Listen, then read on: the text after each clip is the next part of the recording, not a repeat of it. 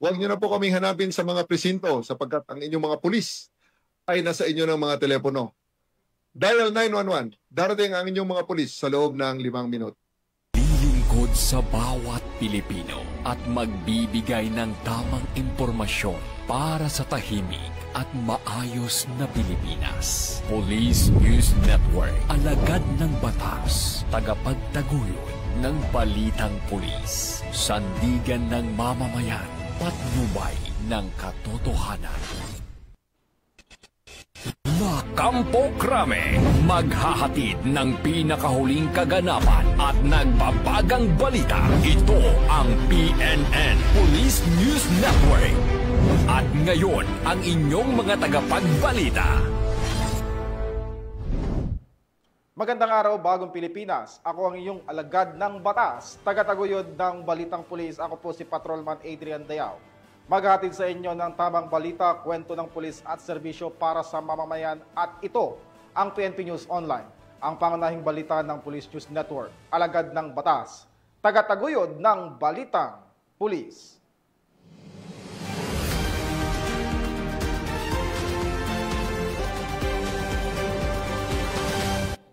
Narito ang mga balitang dapat nyong abangan.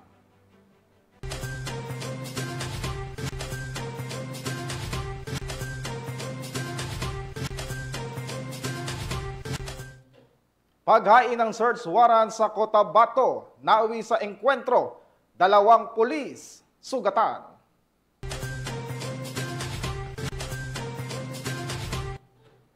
Shabu na nagkakahalagang 700,000 piso nasamsam sa Cebu City.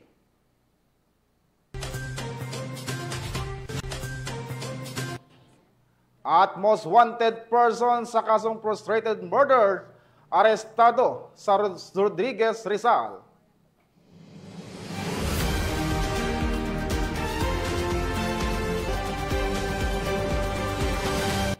Narito ang mga balitang hatid ng ating PNN correspondents mula sa iba't ibang panig ng bansa.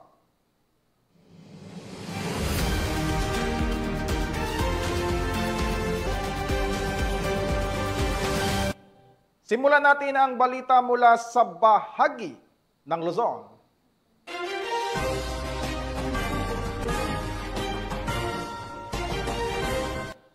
Arestado ng mga operatiba ng mga Tarem Police Station ang isang 18 anyos na lalaki na kabilang sa top 2 municipal most wanted person ng bayan ng mga Tarem, Pangasinan. Nakibalita dyan si Police Master Sergeant Marvin J. Romero.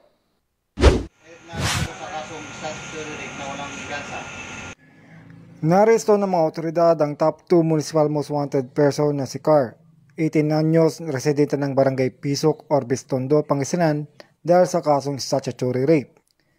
Bandang alas 5:10 ng hapon, isinagawa ng mga Tarem Municipal Police Station ang operasyon sa Barangay Burgos, mga Tarem, Pangasinan.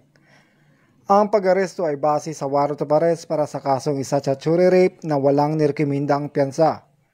Nasa kustodiya ng mga Tarem Municipal Police Station ang suspect para sa dokumentasyon bago dalhin sa korte. Mula dito sa Ilocos Region, ako ang inyong PNN correspondent, Police Master Sergeant Marvin J. Romero, alagad ng batas, tagataguyod ng Balitang Pulis. Maraming salamat sa Police Master Sergeant Romero. Samantala, matagumpay na naaresto ng kapulisan sa bayan ng Rodriguez, Rizal ang isang most wanted person na sangkot sa kasong frustrated murder. Nakatutok dyan si Patrolwoman GB Marie Pamoso. Naaresto ng pinagsanib na puwersa ng Rodriguez Municipal Police Station at 404th A Maneuver Company RMFB-4A ang isang regional level most wanted person sa isinagawang operasyon noong August 12, 2025, dakong alas 6 ng gabi sa Barangay San Jose, Rodriguez, Rizal. Kinilala ang suspect sa alias na Aini Doroteo o Vincent, 34 anyos at residente ng Antipolo City. Siya ay naharap sa kasong frustrated murder batay sa warrant of arrest na inisyu ng RTC Branch 174 San Mateo, Rizal noong April 14, 2023 na may kaukulang rekomendadong piyansang 200,000 pesos para sa kanyang pansamantalang kalayaan. Matapos ipabatid sa kanya ang dahilan ng pag-aresto at ang kanyang mga karapatan, dinala siya sa Rodriguez MPS Custodial Facility para sa kaukulang proseso. Ang matagumpay na pagkakaaresto sa nasabing akusado ay bahagi ng pinaigting na kampanya ng Rizal Police Provincial Office laban sa mga individual na matagal nang pinaghahanap ng batas. Mula dito sa Calabarzon, ako ang inyong Police News Network correspondent, Patrolwoman Jevie Marie Famoso, alagad ng batas, tagataguyod ng balitang pulis. Maraming salamat, Patrolwoman Famoso. Nasa kote ng Pasay City Police ang dalawang kilalang drug personalities na kabilang sa watch list ng pulisya matapos ang matagumpay na bypass operation sa naturang lungsod. Ang balita mula kay Patrolwoman IB Corporal. Arestado ang dalawang lalaki na parehong nasa station level intelligence watchlist sa sinagawang bypass operation ng Pasay City Police Station, Station Drug Enforcement Unit sa Barangay 30 Zone 5 sa Pasay City. Kinilala ang mga sospek na sina alias Gar, 45 anyos, at alias Julius, 27 anyos, na kapwa walang trabaho at residente ng nasabing lungsod. Nakumpiska sa kanila ang 4 na sachet ng hinihinalang shabu na may timbang na 10.15 gramo na may malaking halaga kasama ang mark money na ginamit sa operasyon. Nasa kustodiya na ngayon ng Station Drug Enforcement Unit ng Pasay City Police Station ang sospek at kakasuhan sa ilalim ng Republic Act 9165 o mas kilala bilang Comprehensive Dangerous Drug Act of 2002. Mula dito sa Camp Bagong Diwa, Bikutan, Taguig City, ako po ang inyong PNN correspondent, Patrolwoman IB Corporal, alagad ng batas, tagataguyod ng balitang pulis. Maraming salamat sa iyo, Patrolwoman Corporal. Samantala sa Bicol Region, pinamanahan ng Police Regional Office 5 ang Anti-Fake News Forum na layong palakasin ang kaalaman ng publiko laban sa pagkakalat ng maling impormasyon at pekeng balita sa reyon ng Bicol. Yan ang balitang hatid ni Police Staff Sergeant Irene Hanitria Abad. Bilang suporta sa kampanya ni Pangulong Ferdinand R. Marcos Jr. laban sa pagpapalaganap ng maling impormasyon, pinangunahan ng Police Regional Office 5 sa pamumuno ni Police Brigadier General Nestor C. Babagay Jr., katuwang ang Radyo Pilipinas Albay, Philippine Information Agency Bicol at Department of Education ang Anti-Fake News Consultative Forum nito lamang 13 araw ng Agosto taong kasalukuyan na isinagawa sa Camp Simeon Ola, Legazpi City, Albay. Kabilang sa mga tinalakay sa forum ang iba't ibang paksa kaugnay ng fake news, tamang pagbabahagi ng impormasyon at mga hamon sa investigasyon ng mga krimeng may kaugnayan sa teknolohiya. Ibinahagi ng mga tagapagsalita mula sa iba't ibang ahensya ng gobyerno at media ang kanilang kaalaman upang mapalalim ang pangunawa ng publiko sa issue. Layunin nitong palalimin ang kaalaman ng publiko kung paano nakakaapekto ang mali o mapanlinlang na impormasyon sa opinyon ng tao at nakakasira ng tiwala sa mga institusyon. Ayon kay Police Brigadier General Rogelio Z. Raimundo Jr., DRDA ng Pro 5, na kumatawan kay Police Brigadier General Babagay Jr., nakatuon ang PNP sa paglaban sa fake news sa pamamagitan ng cyber patrols, mabilis na aksyon sa mga peking balita at sa mahigpit na pakikipag-ugnayan sa mga ahensya tulad ng NBI at DICT. Binigyang diin din niya na hindi kayang lutasin ng kapulisan lamang ang problema at kailangan nito ang tulong mula sa mga partner agencies at komunidad sa pamamagitan ng pagsusulong ng katotohanan at pag-iwas sa pagpapakalat ng maling impormasyon. Mula dito sa Kabikolan, ako ang inyong PNN correspondent, Staff Sergeant Irene Hanitria Abad, alagad ng batas, tagataguyod ng balitang pulis. Maraming salamat sa iyo, Police Staff Sergeant Abad. Tunghayin naman natin ang mga balita mula sa Visayas.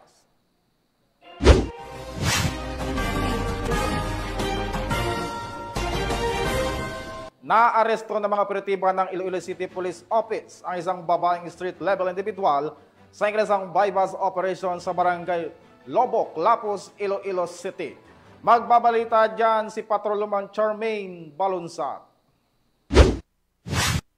Arestado ang isang street-level individual sa isang matagumpay na buy-bus operation ng mga operatiba ng Iloilo City Police Station 8 nito lamang 12 ng Agosto taong kasalukuyan sa Barangay Lubok, Lapos, Iloilo City. Ayon kay Police Captain Lester Oliveros, officer in charge ng Iloilo City Police Station 8, ang arestado ay isang 37 taong gulang na babae na recover mula sa kanyang pag-iingat ang 5 sachet ng hinihinalang shabu, buy-bus money at iba pang mga non-drug items. Sa nabanggit na operasyon, umabot sa humigit kumulang 5 gramo ang narecover na suspected shabu na may standard drug price na nagkakahalaga ng tinatayang 34,000 pesos. Kasong paglabag sa Republic Act 9165 o Comprehensive Dangerous Drugs Act of 2002 ang haharapin ng arestado na kasalukuyang nasa kustudiya na ng pulisya para sa tamang disposisyon at dokumentasyon.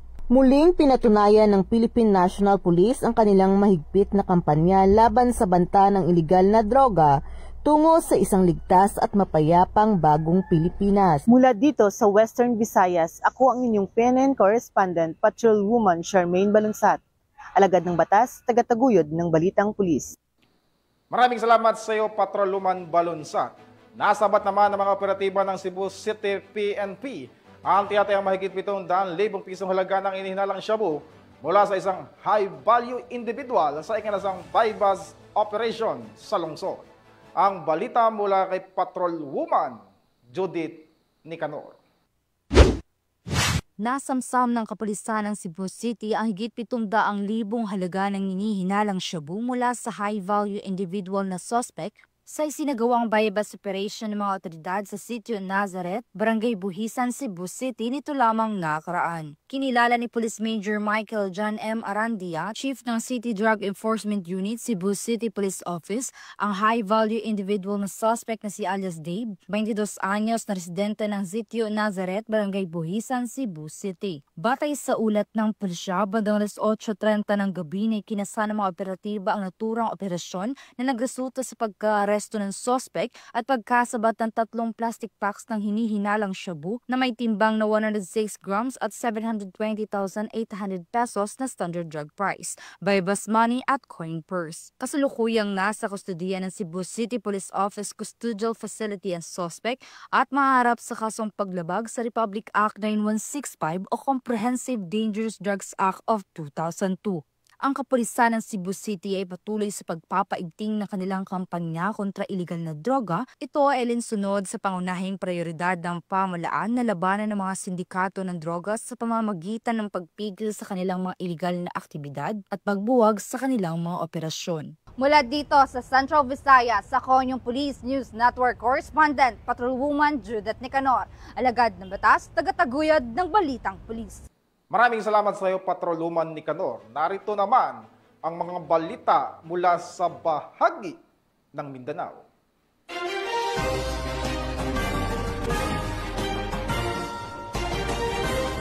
Dalawang pulis ang sugatan habang 2 armadong suspect ang nasawi sa madugong engkwentro sa Makilala, Cotabato matapos mauwi sa barilan ang paghain ng search warrant laban sa isang negosyante na hinihinalang sangkot sa paglabag sa batas at baril at bala. Alamin ang detalye ng report mula kay Patrolwoman Brilyn Jean Cabonilas.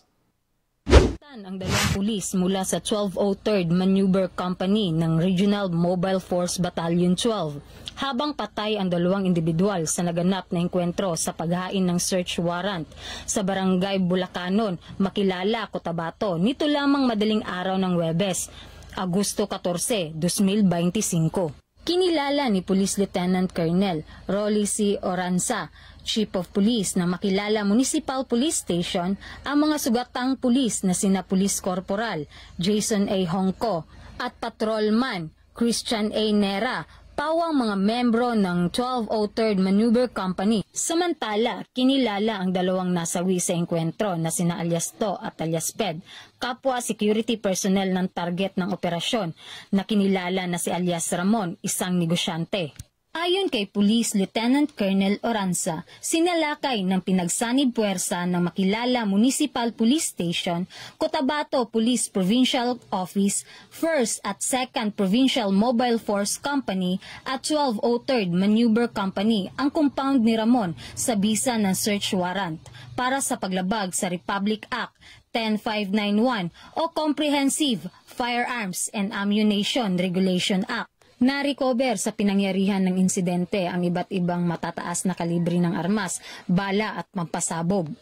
Malinaw na ang bawat operasyon ng PNP ay kaakibat ang matinding panganib sa buhay. Patuloy na ginagampanan ang tungkulin upang tiyakin ang kaligtasan ng mamamayan.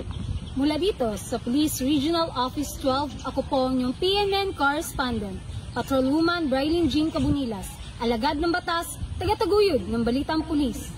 Maraming salamat, Patrolwoman Cabunilas. Bagsak sa kamay ng mga otoridad ang isang lalaki sa Panabo City matapos ang ilang search warrant operation na nagresulta sa pagkakasamsam ng inihinalang shabu na tinatayang nagkakahalaga ng 30,000 peso. Nakatutok dyan si Patrolwoman Shaira Rose Aquino. Isang 44 anyos na lalaki sa ikinasang operasyon na pinangunahan ng mga operatiba ng Panabo Police Station noong hapon ng ika-13 ng Agosto sa Purok Nangka, Barangay Kagangohan, Panabo City. Kinilala ang suspect sa alias na Lar, isang barangay utility personnel. Sa bisa ng search warrant, hinalughog ng mga otoridad ang tirahan ng suspect na nagresulta sa pagkakakumpiska ng humigit kumulang 4.5 grams ng hinihinalang shabu na may standard drug price na 30,600 pesos at iba pang drug paraphernalia. Si Lar pansamantalang nakakulong ngayon sa nasabing istasyon at naharap sa kasong paglabag sa Republic Act No. 9165 o ang Comprehensive Dangerous Drugs Act of 2002.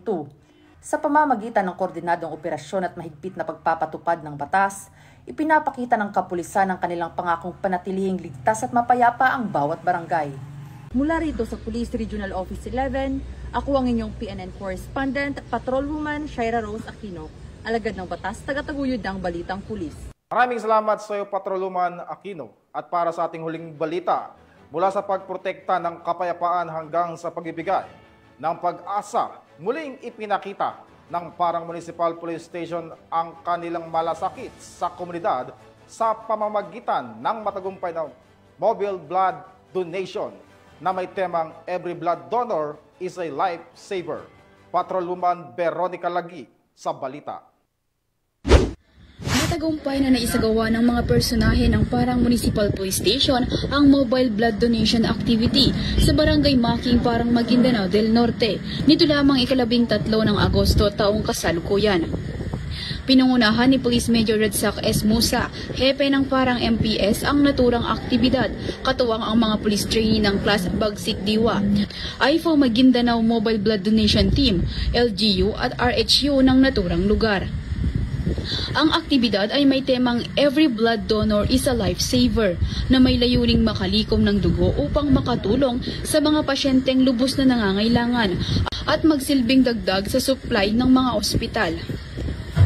Bahagi ito ng pagpapalaganap ng pangunahing pagpapahalaga ng PNP sa pagiging makatao na kung saan, bukod sa pagpapanatili ng kapayapaan, ng kaayusan at kaligtasan ng publiko, ang mga kapulisan ay handang magbigay ng tulong upang makapagligtas ng buhay sa pamamagitan ng kusang loob ng pagbibigay ng dugo.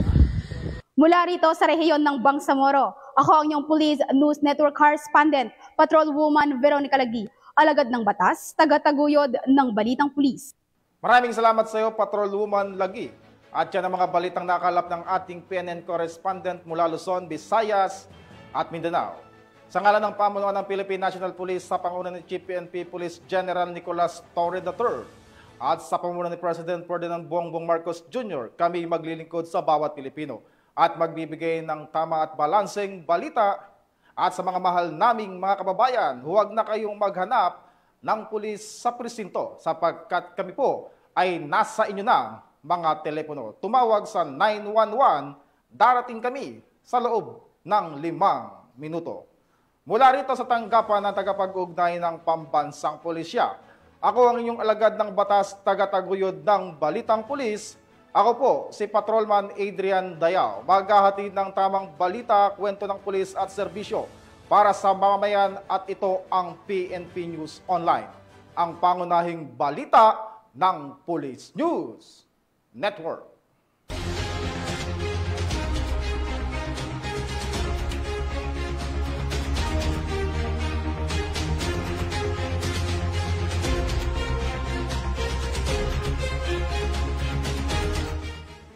Police News Network, alagad ng batas, tagapagtaguyod ng balitang pulis.